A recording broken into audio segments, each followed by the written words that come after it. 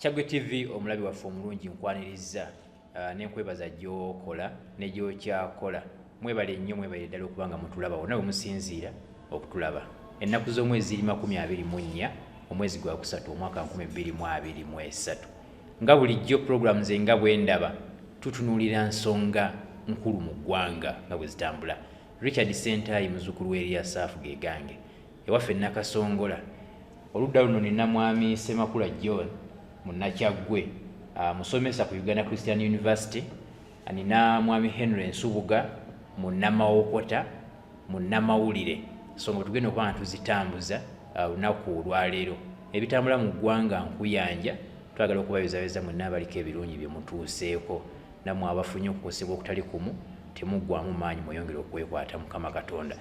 Bingi bye tugenda okuba nga tutunuulira tusinzidde ku Deira Hotel wano mu kibuga Mukono wetuli kubanga ensonga tuzimulungula. Naku olwali tugenda tutandikirako wano ewaffe wennyini mu disitulikiti ey'e Mukono tubeeko bye tutunuulira mu nsonga z'obukulembeze kubanga ekisanja kitambula 2026 tali wala. Twagala okwebuuza nti abaffe obukulembeze obuli mu disitulikiti n'essaawa ya leero naddala obwo obw'ekibiina rather obw'oludda obuvuganya bukoze kyenkana ki y'abaffe okusinziira ababukulembera mu constituencies ez'enjawulo gye basibuka bali safe, abaali babavuganya luli bakyayinza okubawa omwaganya ne baddayo. Kiki ekikola ekyo? Ndowooza bibeera ebyo by'osobodde okukola pozi n'abantu abamu baba n'ebiruubirirwa ebyabwe eby'enjawulo. Tulina constituencies ez'enjawulo mu Mukono wano. Tulina Mukono North ng'eneekulemberwa Abdallah Kiwanuka Mulimamayuuni munnakibiina ky'NUP. Tulina Nakifuma eyo yo ekulemberwa Simbwa Kaggwa awakula ennume naye munna NUP. Jangu mu Mukono South eriyo munnakibiina ekya DP Fred Kayondo kw'ossa n'ekibuga wano kyennyini ekikulemberwa munna NUP omukyala Betty Nambooze Bakireke n'omubaka omukyala owa disitulikiti Hanifa Nabukeera. Kitegeeza nti ludda luvuganya lwe luli mu bukulembeze obwa disitulikiti ey'e Mukono n'ekibuga okutwalizaamu. Twagala okwebuuza obuweereza bwabwe butambudde kyenkana ki. Bakulu bano engeri ensonga gye bazitunuulira okuva ku emu okudda ku ndala ate nga bantu baamuno. Kantandike ne mwami Semakula. Constituencies za njawulo obukulembeze bwe buli ekisanja kitambudde. Mukono ogiraba we tutuukidde olunaku olwaleero. Okay. Sebo neyanze ng'okumpa omukisa guno okuteesa ku nsonga eyaffe ey'e Mukono. Emabega tuzituteesa ku nsonga ez'enjawulo naye nga Mukono tugiwadde nnyo obudde okusalawo nti tugyogereko. Akalulu kano akawedde ak'omwaka ogw'2021 bannamukono bakwasa Mukono disitulikiti abagikwasa NOP ekibiina ekivuganya mu Uganda esinga okuba ekyamaanyi. Era mu kugikwasa NOP baalina ekigendererwa n'essuubi lingi. Era amazima kitegeerekeka nti abakulembeze ba NOP ab'enjawulo bakoze omuntu ayinza okugamba nti ng'omuntu bwe yandikoze ki bwe yandibadde akola naye nyinza okugamba nti bingi ebitavuddeeyo bulungi nnyo mu nkola yaabwe newankubadde ng'omuntu wawansi yabalinamu nnyo essuubi ly'amaanyi. Kansooke nkugambe nti bwe twogerera olwaleero mu kibuga muno Mukono mwesula ng'omuntu omulala yenna. Ekikulembera mukyala Nambooze bw'otunula ku mbeera ey'enguudo ekirimu ey'embeera yo mu butuufu si nnungi n'akamu n'ak'eddagala. Wano ng'okkiridde wano wammanga mu industrial area waliwo ekinnya ekinene bwekiti kyasala mu luguudo lwonna ng'ogenda mu industrial area wammanga. Kimazeewo ebbanga eriwera kiyinza okuba kimazeewo emyezi nga 6. Naye bwe nkitako neebuuza ne ŋŋamba nti obukulembeze Mukono amazima mwebali era bakola. Naye emabegakaawo nalina akayumba katono ke nali ngezaako okukyusa nga nzimba mu tawuni awo wakati nga nkakyusa nkatereeza. Nafuna ebibinja by'abantu abava ku division ne ku munisipaali abawera nga bonna baze kumbuuza nti olina pulaani. Kakati bwe mpita ku kinnya ekyo ŋŋamba nti abambuuza nti nina pulaani tebalaba kinnya kino okugamba nti naffe tukole nga tunafuna sente ziva mu pulaani ekyenyamba nti pulaani nakirina kale obukulembeze obwa Nuupu obadde mu Mukono bulina okusomoza kw'amaanyi naye okusomoza kw'amaanyi gyevuddeko nagamba nti yandibadde kyetaagisa buli kibiina kufaayo okulaba nga kifaayo okulaba nti abakulembeze abalondeddwa abantu ku sayidi yakyo nti bakola sikutuula butuuzi ne mutuula e Kampala ne mulowooza nti abakulembeze abalondeddwa mu kibiina kyammwe batambula babeere nga ba NRM babeere befudisi babeere nga ba Nuupu ebibiina abakulembeze b'ekibiina bandibadde bafaayo ne bafaayo okulaba okubuuza abakulembeze ababagobera ebibiina byabwe nti bakoze ng'abantu bwe baali babasuubira oba abantu abalonda batuukiriza ensonga lwaki baabalonda eyo nsonga nkulu naye tewali kibiina kivaayo kibeere kya NRM kibeere kya Nuupu kibeere kyaki tewali kibiina nnyo kivaayo kujja kubuuza abantu baakyo kale ne tuba nga tukyatambulira mu mbeera eyo kwegamba etalabika nti abakulembeze bafaayo okukola abalonzi kye baabalondesa simba wakati awo katono nnyo twaliko naawe mu puroguramu y'emu eno n'ombuuza ekibuuzo nti mwami Kagimu yabeera mmeeya w'ekibuga kino emirimu gyali gitambula n'ombuuza ye yakikolanga atya kiki kye yakolanga ekiyinza okuba nga tekikolebwa ku luno kakati mu bukulembeze waliwo ekintu kye bayita benchmarking bw'otwala obukulembeze ofaayo okugenda mu bibuga eby'enjawulo ebirala oba mu bitundu eby'enjawulo eby'eggwanga ebyo oba amawanga amalala ofeeyo okulaba nti abakulembeze ab'emabega abadde bali nga balondebwa basobola batya okuweereza abantu ne basobola okukola ebintu kino ne basobola n'okukola kiri ndowooza n'abakulembeze abajja mu buyinza okusingira ddala aba Nuupu mu kibuga kino Mukono bandibadde bafaayo okugenda okubuuza abantu nga Kagimu nti owange gwe ssente wazijjangawo okusobola okukola ki okusobola okukola wakola Kagimu yaggula enguudo nyingi wano mu kibuga Mukono eziwera nno ddala kubanga agenda okujjanga enguudo nyingi ng'ekibuga tekirimu nguudo nga kirimu buguudoguudo bwebuto naye naazigulawo simanyi nange siyinza kugamba nti sente yazijjawa naye Kagimu yasobola era nandisabye gye bujjako omuteesiteesi ofune omukisa mwami Kagimu omuleete wanannyonnyola abantu sente zeyakozesa okugulawo enguudo n'okulongoosa amakubo Mukono yazijjawa kakati njagala ngende ku nsonga endala evunaanzibeera mu layini y'emu ekwatagana ku bakulembeze b'e Mukono n'obukulembeze okugenda mu maaso okutwalizaamu amazima gali nti Mukono disitulikiti ya opposition era kirikirya newankubadde nti emabega eri yafunanga abakulembeze ng'owa disitulikiti nga wa NRM n'abakulembeze abamu abaavanga mu constituency eziri mu kyalo nga Mukono North oba olumu ne Mukono South ne Nakifuma nga ba NRM naye Mukono disitulikiti okutwalizaamu constituency oba disitulikiti ya opposition era kitegeeza nti ne mu kalulu akajja nga tewali kikyusiddwa kirabika nti opposition ejja kusobola okukola ki okweddiza constituency ebyaddala ejja kusobola okugyeddiza okusinziira ku bintu ebitambula newankubadde nga abantu tebakoze bulungi naye ekigenda okubaawo abakulembeze ba Nuupu tebakoze bulungi kubanga basinga okuba nti bebangi mu disitulikiti eno ekigenda okubaawo nti abantu bandikyusa abo abakulembeze aba Nuupu abali mu buyinza bo ng'abantu ne bagamba nti gwe tukugjawo katuleese gundi kati ekyo nno kye tusuubira okulaba nga kigenda kubaawo tukubemu ekimyanso mu constituencies ez'enjawulo kujja kusookera mu constituency eno eyaffe eya Mukono municipality erimu omubaka Nambooze abantu babulijjo basuubira nti omubaka yandibadde alina ebintu byakoledde constituency newankubadde nga omubaka alondebwa kubanga agenda n'abaga amateeka mu Parliamentary naye abantu babulijjo bakubuuza nti emyaka gy'obadde mu buyinza otukoledde ki era kyova olabanga abaka Parliament bangi badda mu constituency bakola ekintu kino ne bakola naki newankubadde nga omulamwa gwabwe omukulu gwandibadde gwakubanga bakola ki nga babaga amateeka mu Parliament omubaka Nambooze amaze emyaka egiwera kati kumpi nga 20 mu Parliament kubanga atandikira eri waffe Mukono North n'alyoka ajja no Mukono municipality omuntu wa bulijjo ayinza okwebuuza nti Nambooze kikyatukoledde ng'abantu emabega eri abantu bamulondanga kubanga yali ateesa n'agenda n'ateesa kino naye ebyobufuzi ateeseza ku radio nno sina mu Parliament ng'ateesa ku radio si mu Parliament naye ebyobufuzi bigenze bikyuka ekati okuteeseza mu Parliament wabweru wa Parliament olwaleero tekikyali kyamakulu nnyo abantu baagala okulaba ng'oteeseza mu Parliament ekirala ensonga luli ezaali ez'amaanyi zaali zikwatagana ku Bwakabaka bwa Buganda nga waliwo okusika wakati wa Kabaka bwa Buganda ne central government nazo zaakenderwa bwe tugenda okuyingira mu 2026 tezikyali ensonga z'amaanyi so zaawanga abamu ebyokwogerako zaawanga abamu omubaka Nambooze ne gurupu ye okuba nti ezo ze bakulembeza era abantu ne babaagala olw'ekyo katugenda okuyingira akalu ka 2016 eyo embeera embeera ekyuse era yavaawo so omuntu alina okumubuuza nti wange kikyokoledde Mukono municipality mu bbanga lino ery'emyaka 25 kati kinambozi kyagenda okusoma kyekimu ku bisoomooza ebyenyo byagenda okusanga mu balonzi nga 2026 so nga ate n'abantu babuuza nti bagamba nti abaddeyo ebbanga lino lyonna si yesaawa okulowooza nti Mukono municipality yandifunye omukulembeze omupya amusikira nga bwe kiri ekikulu kyandibadde ku bbanga muntu lyamaze mu palamenti oba biki byasobodde okukolera abantu anti kati awo obuzibu bwe tulina era okusoomooza okw'amaanyi bwe tulina kubanga Nambooze ne gurupu egezaako singa bali mu opposition balwanyisa President Museveni olw'okuba nti amaze mu Parliament ebbanga ddene okamanya mukulembeze ebbanga ddene emyaka 40 agenda kuweza myaka 40 kati n'abalonzi bagamba nti mba mulwanyisa President Museveni olw'okulwa mu buyinza ate gwe lwaki wandagadde okumala mu buyinza emyaka 20 oba 25 in fact emabega baali abakulonzi ba Mukono baali bamugamba nti va ku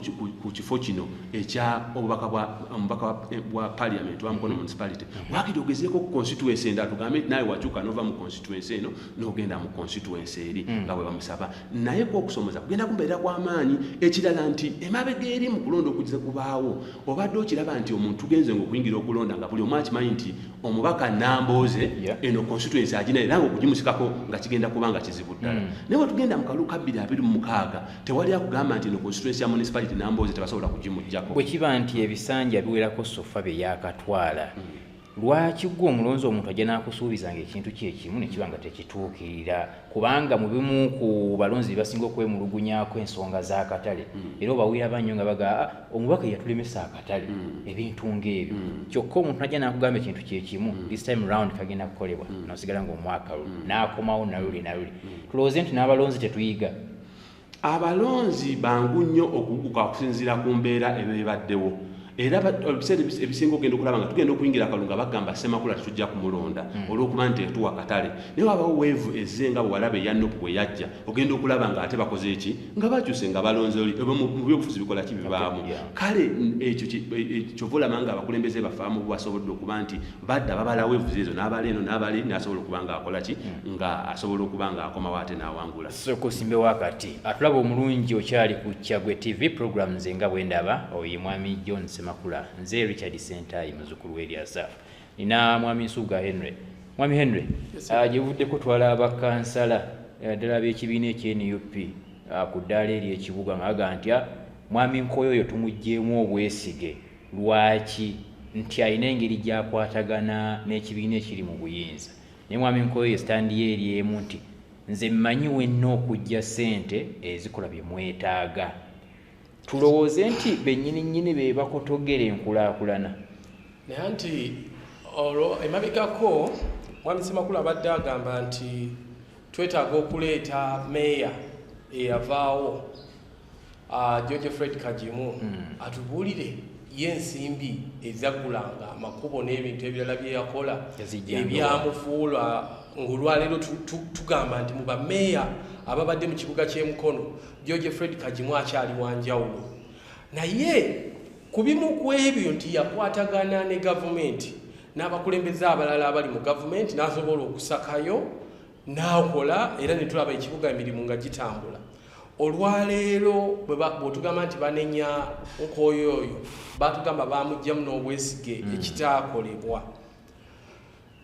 nti akwatagana era mbwakwatagana ne gavumenti era naye n'atugamba nti nze gavumenti mmanyi yewali ebintu ebisobola okuyamba okutwala ekibuga Mukono kati singa abadde wano nandimubuuzizza gavumenti abeerayo ng'asakayo byatwala waka kubanga byasakayo ku ground mwami Ssemakula atugambye nti tebiriiwo enguudo si nnungi batusuubiza okukola enguudo tezinnakolebwa tezirabika naye mpozi ate era ndowooza twetaaga okuwa credit waliwo oluguudo wali ku Kyentaawo olutunudde mu Kyentaawo olufubutuka waggulu wali ekawuga lwakoleddwa era abakulu baluyiye koransi so ndowooza nakyo naye kati tugenda myaka 3 nga lwe luguudo lwe tutandise okukola oluyiriddwa koransi mu myaka gino so ndowooza kiboke it's better to be late than never so abakulu tubawadde credit naye enkolagana y'omukulu kitegeeza bw'aba yagenda mu bufumbo n'ekibiina ekiri mu buyinza ekye-NRM obufumbo buno bubadde buluddewo okutuwa abaana oba ebibala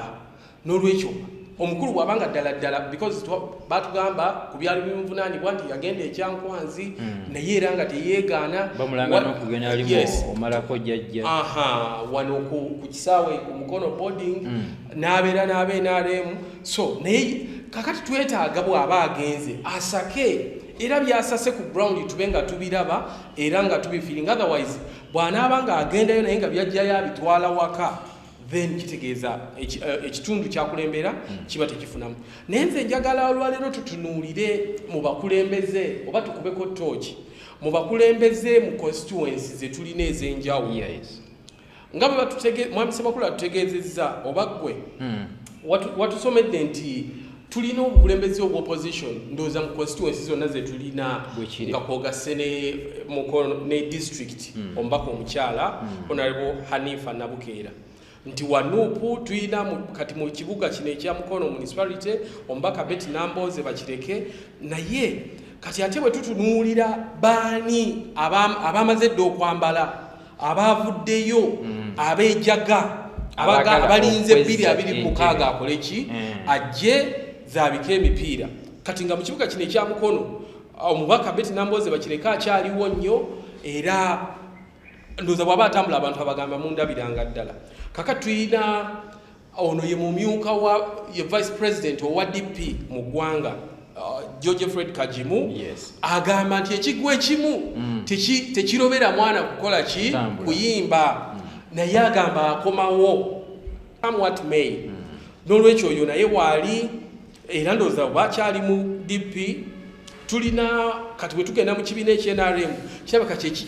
kyekikyalina enkizo ku bantu abangi abavuddeyo abeeyagaliza entebe eno nga tulina Dr. Sarah Daisy Sonko ono okulonda okwayita yavuganyiza ku kadi eno eya NRM naye ng'avuganya ku kifo ky'obwa meeya n'olwekyo agamba nedda wadde ekyobwa meeya teyakifuna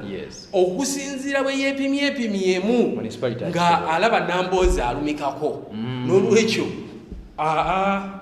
yayambadde dda agamba project yazitaddewo alinaku zo tumulaba atalaga ali mu baghetto youth abo ensimbi azisase oba zituuse simanyi naye mwali ku ground kwali ndowooza bamufiiringa so tulina munnakibiina kya NUP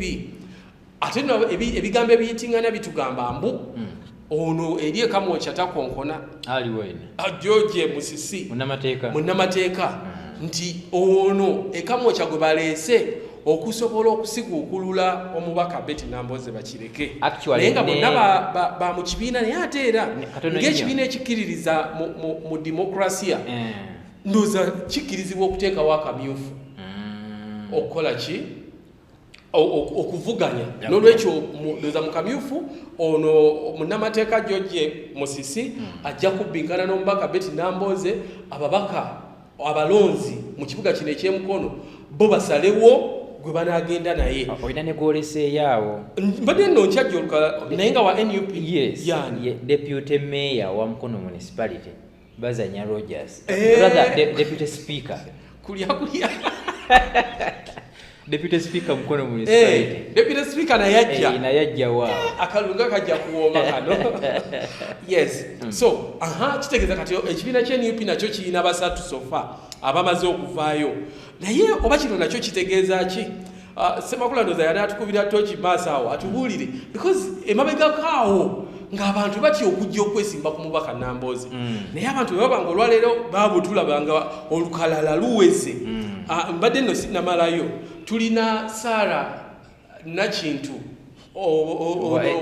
wa ANT ekibiina kino ekya Geno Mugisha Muntu naye atulaga nti luli yavuganya ku Mukono district ow'abakyala leero agamba omubaka Nambooze wamupimapimamu alabika ajjaba mugonvu mukko okusinga ku Nabukeera abalonzi be bajja okusalawo kakati era bwe tudda mu kibiina ekya NRM tuyina deputy RDC naye bino bikyali bya lugambo emmene okubuuza yakakasizza Mike Segawa naye bwe tuba tuyitayita batugamba Segawa nno mulowooza naye tajja so naye 226 tali wala bw'anaatuuka tujja kumanya oba ddala kituufu naye waliwo gwe baŋŋamba nti kyaggwa dda kaadi ye NRM yagenda okugifuna ani gwe sijja kwasanguza kakati nze nno nze kanja sanguze ono kubanga tetwazze wano kuleeta lugambo RDC yennyini mucha Hajat Fatuma Ndisaba Nabitaka yavuganya n'omubaka Nambooze era embiranye yali y'amaanyi nnyo that was 2016 akaddako n'atajja olwaleero agavaayo galaga nti naye alabika agenda kuzambalira ku mugongo ziddemu zaabika emipiira mu bonna nga bw'obamenye tulowooze nti buweereza bwe bukulembezebwa oba kaakati bantu baagala ofiisi kufuna mirimu nsobola okuyamba ku mwami Nsubuga mpolampola nga bw'ajja bwe yeeteekateeka ekiriwo ekyokulaba nti abeeyagaliza entebe ya MP Mukono Municipality ennamba yeyongedde n'awalala kyongera okulaga nti waliwo obunafu mu mukulembeze ali owa incumbent omubaka MP Nambooze Bakireke ate ng'obunafu bw'omubaka Nambooze Bakireke bwo buviira ddala ku bbanga ly'amaze nga akiikirira abantu ba munisipalite eno omuntu wa bulijjo omulonzi yandyebuuzizza nti mu myaka gino 15 gy'abadde mu Parliamentary nga giri 15 omuntu wa Mukono municipality amufunyeemu ati ate nga banakutegeezezza emabega nti ensonga eri luli waalingawo ensonga obutakanya wakati wa central government ne government ya Buganda eri emmengo olwaleero ensonga eyo tekyaliwo ensonga za Buganda zisemasonga tezikyasaba kalulu we tugenda okuyingira mu kwalo kabiri 26 ekyo nekika omubaka Nambooze ng'asigadde mu bbanga ati naye ekinyusi kwegamba tugaye nti byasiba bikutuka oyinza ogamba mu butuufu nti byasiba bikutuka naye ekigenda okumuyamba ekiyinza okuyamba okumusigaza mu leese eno ng'agirimu bulungi yengeri gy'agenda okuzannya empiki z'ebyobufuzi mu bbanga lino erisigadde er'emyaka 2 n'ekitundu embeera eno ebaddewo emabega ebaddewo wakati wa ekibiina kya NUP abakulembeze abali mu kibiina kya NUP ab'oku ntikko ne Mwami Mpuga Nambooze obutafaanako bakulembeze balala abali mu kibiina ekyo asobodde okuba nti agizannye bulungi agizannye bulungi mu ngeri nti kulaga nti ategeera nti Kyagulanyi ne NUP be bagenda okusalawo akomawo batakomawo n'aba nti aganye okweyiwa muwawa omabega wa mpuuga ne banne ekyo nno kyandimuyamba okuba nti abantu nga NUP esobola okumuddiza kaadi ey'okwesimbawo mu 2026 naye ate NUP bw'enaasalawo nti tukooye abantu ba kiriki abakadde kitegeeza kyogamba nti essawa ya leero okuvaayo kw'omuntu yenna okusinziira ku bigenda mu maaso mu kibiina ky'NUP kuditamininga okudda ku oba obutadda mu kalulu akajja kusingira ddala senga oba nti oli mu gurupu ya Mpuuga ya Mwami Mpuuga nga bw'olaba Ssekko na bw'olaba Mukasa Kivumbi n'abalala Muwanga Kivumbi senga obanga osigadde mu gurupu eyo n'oba nga towadde principal kitiibwa na kibiina bukulembeze bwa kibiina kya NUP okuddako okwa 2026 kugenda kubanga kuli mu lusuubo kakati awo ekintu wekiri ekinyusi wekiri so senga Nambooze asobola okuzannya ebyobufuzi ebyo okuva olwaleero okutuusa mu 2026 n'abizannya bulungi n'alaga nti asigadde ku sayidi ya principal n'obukulembeze bwa NUP yandisobola okudda kino omulonzi ye tasobola kikozesa nga bw'olowooza nti waggulu abakulu bayinza okukikozesa naye nga tetwakulaba kubanga kkirizagaana ebigenda mu maaso mu kibiina ky'NUP byatuuka ddala ku ground ne ku ground eriyo factions ez'enjawulo amazima gali nti Nambooze tasigamba nti avuddeeyo mu bigenda mu maaso avuddeyo abadde agenda ku radio ez'enjawulo ne TV ez'enjawulo ng'ayogera naye mu njogera ye newankubadde nga ajjayo akalaga nti ayagala Mpuuga asigale ng'ali mu NUP ekyo ekitali kibi naye akulaga nti akyagondera Mwami Kyagulanyi n'obukulembeze bwa NUP senga ekyo takikoze Nambooze njagala nkuye twandigenze okutuuka mu 2026 yandibadde nga yasuulibwa dda kasasiro w'ebyobufuzi Mwami Semakula nga tonnaba kutaka zindaalo katono nnyo lindako kyenjagala atubuulire njagala kino simwanukula just njagala kutubuulira olwaleero atugambye nti abantu balaba Nambooze nga aluddewo ate era nga atalina byakoze naye era ye n'ababaka abasinga abaluddewo bebabogera batugamba obuvunaanyizibwa bw'omubaka wa palamenti buli ki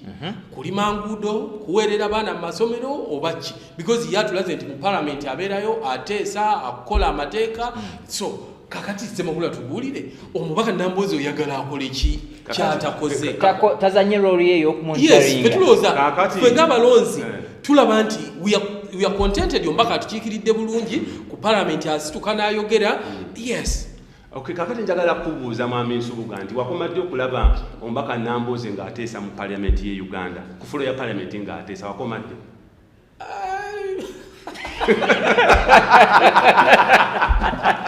Atulawo obulungi ku Kyaggwe TV ye program Nze Nga Bwendaba.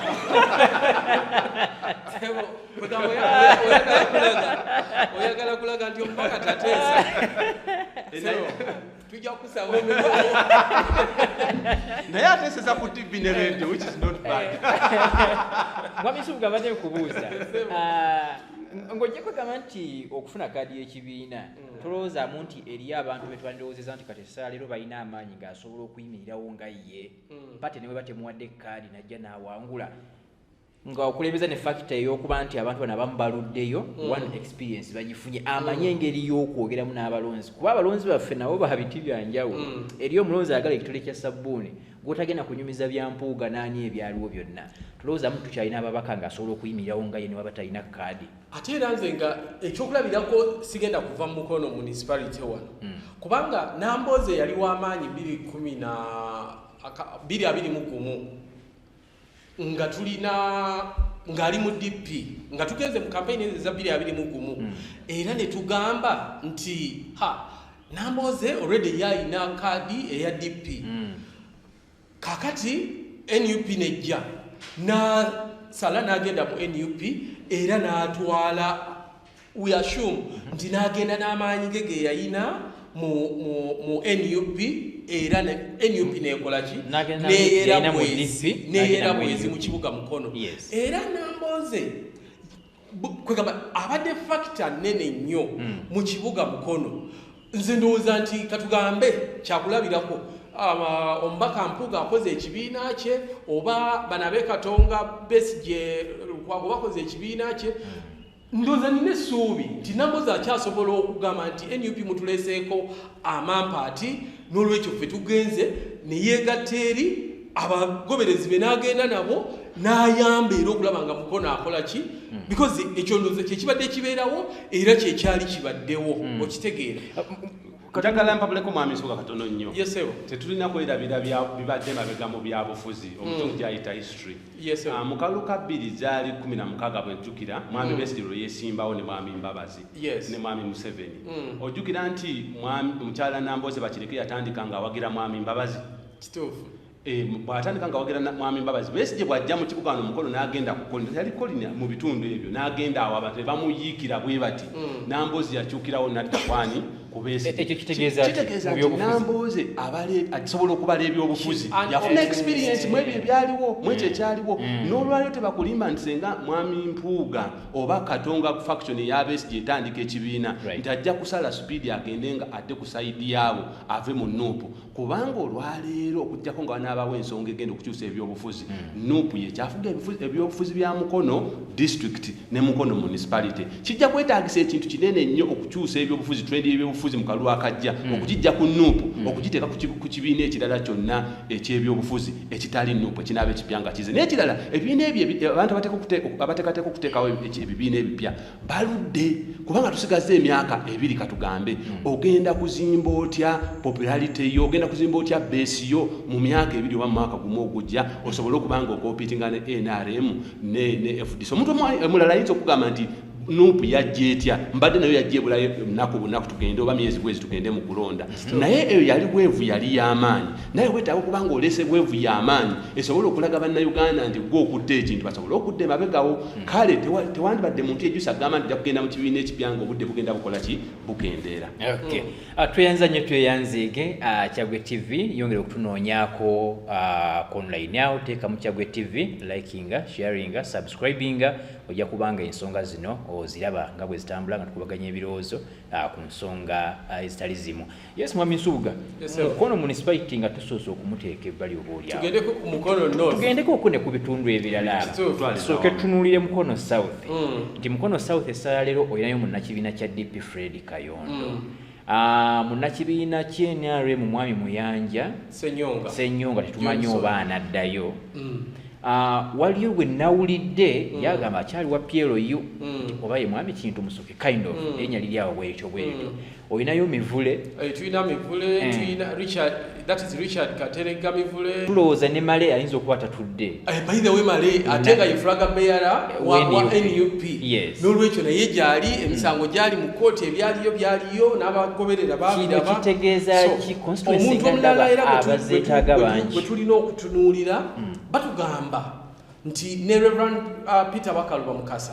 ono nno yaliko omubaka w'ekitundu ekyo kya South lwakuba nti okulonda okuwedde yasalawo n'agamba ebya Parliament n'asooka abiteeka wabbali n'ajja mu disitulikiti y'e Mukono byakoze naye abikoze n'ebiganye nabyo biganye naye mbu waliwo olugambo nti naye alina enteekateeka eziddayo mu Parliament ebya district yabitusiza wabitusiza ate nno nga era mwami Bakaluba ye muntu gwe tutalina kubuuza maaso mu by'obufuzi by'e Mukono asobola okuddayo ate era n'akola ki kubanga abazze bamugoberera yali mu Parliament omubaka Nambooze n'amugjayo n'asala n'agenda mu Mukono South n'awangula so kati abadde muntu bw'atyo ng'ebintu bw'abitwala n'olwekyo ne wano sirowooza tusobola okumubuuza amaaso bwe kiba nga ddala kituufu tosobola kumubuusa maaso eyo no naye bwe tutunuulira obukulembeze bwa mubaka Kayondo ate sisobola kugamba nti akoze oba takoze naye ku ground kwali oba taliiko ku ground kwali okusinziira nga bwe tubadde tugoberera tusobola kugamba nti ku ground taliko ku ground yabaddeko era tubadde tumulaba abeerayo akoze kino bamuyise mu mbeera bwetyo n'olwekyo ekibuzo kiri Ssemakula kyabuuzizza ku mubaka Nambooze nti oba omubaka Kayondo mu Parliament ateesa oba naye agenda ku TV muwulira nnyo ku CBS okwo kati ebya Parliament ngenda kugenda bugenzi nange kwetegereza tulabe obuddala omubaka Kayondo ateesa mu Parliament oba nedda okwemulugunya kwa Minisita Kayindo olunaku olumu ku nsonga ya Parliament eyo aga nti obudde obubaweebwa bubeera ate nga n'ababaka bangi bwe tulowoozamu eyinza okuba ng'emu ku nsonga evyakabako Ssemakula ndooza gwe tulina okuddamu ku nsonga tugambe nti akomaawo akome okunenya ababaka obutateesa mu Parliament ekyoka ababaka bayitirivu nnyo ate ng'obudde n'abamu babawa butono naye baba bateesa bakola batya gwebale nyolose n'obuuza ekibuzo baba bateesa bakola batya era lwaki omubaka omu ateesa emirundi 10 mu lutuula lwe lumu ababaka abane baba nga bo tebateesa osanga birimu n'ebyobufuzi ng'ababaka abamu babasimbira enkuuli supiika waliwo baawa emikisa emingi okuteesa era omubaka wa Parliament yandikoze ate okufuna omukwano ku supiika asobole okumuwa emirundi egiwera asobole okuteeseza abantu be naye kye nandowooza kinjagala bannayuganda bamanye nti Parliament teriringa nga kibiina bino bye tusomesaamu omuntu okufuna amaanyi embavu n'ayimirira n'asobola okwogera mu Parliament n'abaako ekintu ky'amagezi kyayogera mu Parliament ekyo si kintu kyangu abantu jjukira n'olulimi lwe tuteesezaamu lulimi luzungu lwerukola mu Parliament oyagala tugaa nti eriyo omubaka agenda mu Parliament nga tasobola kwogera luzungu bannange kisagalo n'omusujja gubaawo njagala omanye nti qualifications ezitwala omubaka mu Parliament zitandikira mu siniya ya 6 kituufu omuntu asomedde ewaffe nama n'atuka mu siniya ey'omukaaga ekisagala nkikweke n'ebitundu ebirala eby'eggwanga eby'enjawulo okuvaayo okwogera mu luzungu maaso g'abantu abawere 10 okugenda waggulu ekyo si kintu kyangu nnyo ddala kale tulina mu Parliament abantu bangi abatasobola kwogera mu luzungu posi twandibadde twogerako olwaleero kwe kugamba nti wayinza okubaawo embeera eteekebwawo abaka ne bakkirizibwa okuteesa mu Luswayiri oba mu Luganda ekisanga ekyo kyandikyusizza embeera wandabye ng'abantu bangi bateesa mu Parliament ndowooza abo tulina okudda ng'eggwanga katono nnyo kitegeeza ensonga ya minisita Otafiire ababaka obutateesa si lwakuba nti omuwendo gw'ababaka mungi nga n'obudde obaweebwa butono wabula olulimi oluteesezebwamu ye challenge esinga okuba ey'amaanyi so nga ate si kirungi tekyandibadde era kirungi kukaka ababaka ba Parliament kuba nti bateesa mu luzungu ekyo tekyandibadde ensonga kubanga oluzungu si lwe lulimi lwaffe nga bannayuganda kintabuli ky'amawanga kyendowooza nti twandifunye olulimi oluli official olwa Uganda lwe luzungu naye ensi ezimu tugambe nga ne Tanzania njiwulira nti ababaka bakirizibwa okuteesa mu lulimi olwabo olw'Ekiswahili n'ennimi endala kubanga tekitukakatako kuba ntuteesa mu luzungu tewandibadde ensonga lwaki tuteesa mu luzungu kati twetaaga ki tusobola okufuna olulimi ng'Oluswahili lwe mpulira nti eggwanga lyandagadde okuba nti abantu naye Oluswahili nga n'abasomesa balusomesa batono naye ate kyangu nnyo omubaka wano okuteesa mu Luswahili okukira okuteesa mu lulimi olulala lwonna so nsubira nti awe twandise ensonga eyo nze sigenda gikkaanyaako naye nsaba tukwate obudde ate tukkirireko Mukono North ate era abali ku Kyaggwe TV tubategeeze nti eno eriyo munnakibiina kya NUP amanya ge nga ye Abdallah Kiwanuka Mulimamayuuni era tubajjukize nti ono yawangula minisita omubezi ow'amazzi ebiseera ebyo Ronald Kibuule owa NRM kyokka ate era ono Kibuule ku ground kwali n'olwekyo omubaka Mulimamayuuni alina okitegeera nti 2026 bagenda kuddamu bagasimbagane kyokka atakimanyi negye butuukidde kati to ayinza okubeera nga obudde bwakozesa obungi mu palamenti ng'ateekateeka ebyokuteesa wuuyo Ssemakulu atugambye nti n'oluzungu abamu so ayinza okwerabira okumanya ebigenda mu maaso ku ground kati ate nga mulimu gwaffe okubategeeza nti banaye oli eyo naye eno ground abasajja bagitwala minisita Kibuule agisensedde omuntu omulala ye Kenneth Nsubuga Sebagayunga ono yali wa kibiina kya NRM naye bw'agenda okwetegereza ebigenda maaso emabega kawo yavaayo n'agamba agenda atwala ekibiina mu mbuga ate enkwate president ebintu oba ssentebe w'ekibiina gy'abikuddemu si ntuufu biki kakati byagenda okuggwa ng'atulaga mbu yali asaze eddiiro era kati agamba munnakibiina kya DP omukuukuutivu era ye 2026 agenda kuvuganyiza mu kibiina kya DP naye Mukono North waliyo omwami omulala ye Drasi Isaac ono naye akomawo n'olwekyo eyo naye weeri kakati tutunule ye omubaka Mulimamayuuni mu palamenti ateesezza ku ground ali atya nga tonnaba kusinnasimbawo kati omubaka oba minisita Kibuule yali asetinze pace mu Mukono North awo atya ng'ebintu abituusa ku ground bw'otambula n'ogendako eyo munda osanga abantu nga balina amazzi osanga abantu amasannyalaze nga gasensera eyo naye simanyi oba ebintu bisigadde bitambula bwebityo kyenakubuuziza nti n'abalonzi naffe twandibanga tulina ebintu ebyajja mu constituency nga eya Mukono North nga amazzi n'amasannyalaze toyinza kubikwasa gamba nti mwami Kibuule yabireetanga nze looza singa si kyekyo n'olwaliro singa bikyatambula oyinza okugamba nti gavumenti ya President Museveni yabireeta mu constituency newankubadde minisita Kibuule bannabyabufuzi balina akagambo kubakozesa lobbying sikiwa nti waaliwo lobbying yali ey'amaanyi mwami Kibuule kyeyakola naye leka nkubuulire mwami Kibuule kyeyakola okwawukana n'abakulembeze abaddako oba ababadde mu Mukono North nga ndi very fair mwami Kibuule yalina enkolagana ey'amaanyi wakati we ng'omuntu n'abakulembeze abawansi mu constituency ya Mukono North nze mwenvira ddala era yenjawulo enkolagana olwaleero Kibuule gye yalina n'abakulembeze omubaka wa Parliamentary yaliyo olwaleero tagirina era eyo Kibuule kwayinza okuyimirira okweddiza constituency ya Mukono North era bwe njogerera olwaleero sagana nkulimbe nti omukulembeze aliyo olwaleero nti entebe eyo tebasobola kugimusikako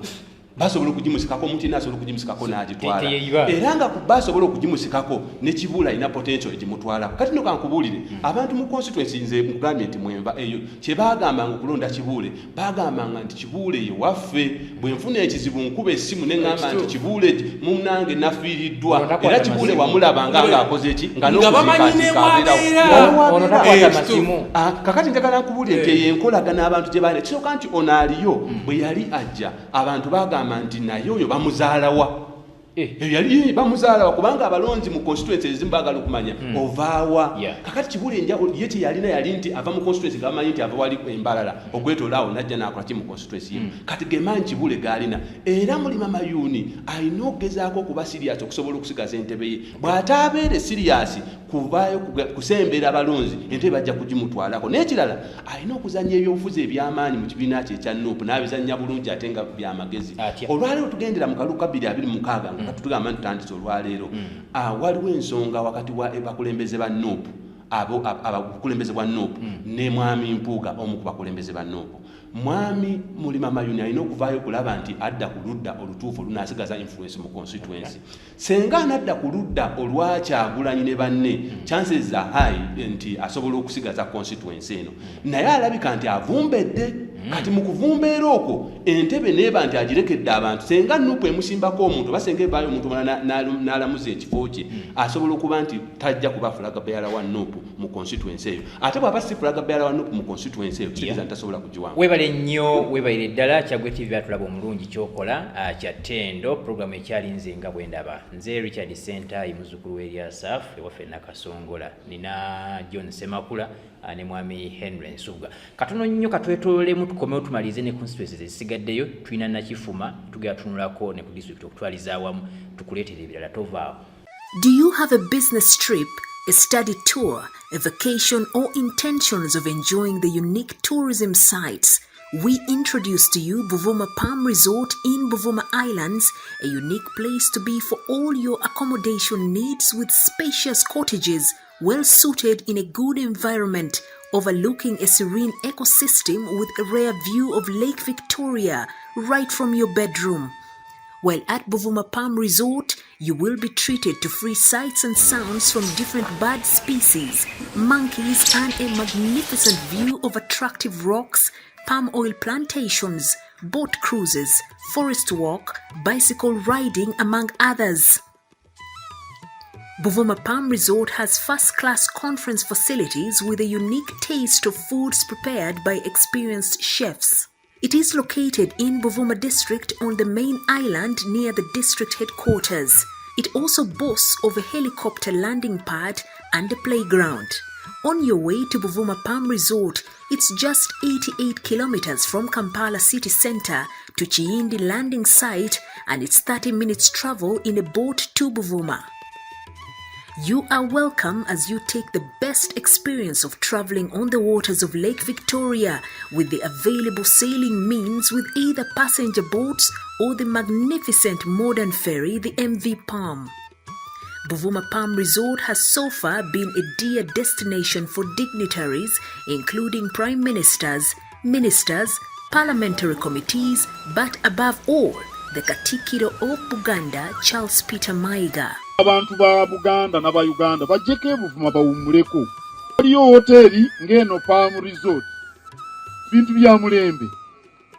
Oli muzadde ng'okyalemereddwa ku ssomero ki mw'oyinza otwala omwana wo omwaka guno? Nsonga ki ekyakulemesezza? School fees bakusabye nnyingi? Olugendo lunene ng'ebyentambula bikyakalubye? Nandi ky'onoonya essomero erinaalabirira obulungi omwana wo? Okuviira ddala ku by'okusoma mu kibiina, okuzannya n'okutumbula ebitone, ekyokuddamu si kirala. Ly'essomero lya Prudence Junior School, Empoma Mukono lisangibwa ku luguudo oluva e Mukono okudda e Kayunga, nga wakayitako mu katawuni k'Ekisowera opposite n'Empoma Girls School. Prudence Junior School liri mu kifo kigazi bulungi era ekisirifu, ate nga lirina abasomesa abakugu ddala, ebyokwerinda ku ssomero biri gguluggulu, ebyentambula babikolako anti emmotoka ezitambuza abaana weeziri. Essomero lya ddene boarding nga mu kaseera kano okuwandiisa abayizi kugenda mu maaso awo ku ssomero. Liwandiisa abayizi okuva ku daycare, nursery paka ku P7. Ebisale birungi ddala ng'abaana abava ewaka basasula emitwalo 3 gokka, ng'ate bo ab'ekisulo basasula emitwalo 6 gyokka. Abaana balya bulungi ne bakeera ku ssomero nga basanyufu. Gw'ayagala okuwandiisa omwana n'okumanya ebisingawo, kuba ku noti 7 noti 1 29 92 38 oba noti 773 noti 62 21. Prudence Junior School, tuwa omwana wo tumusomese, togenda kwejjusa.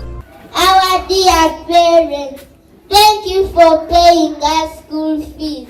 and we still need your support because education is the key. May God bless you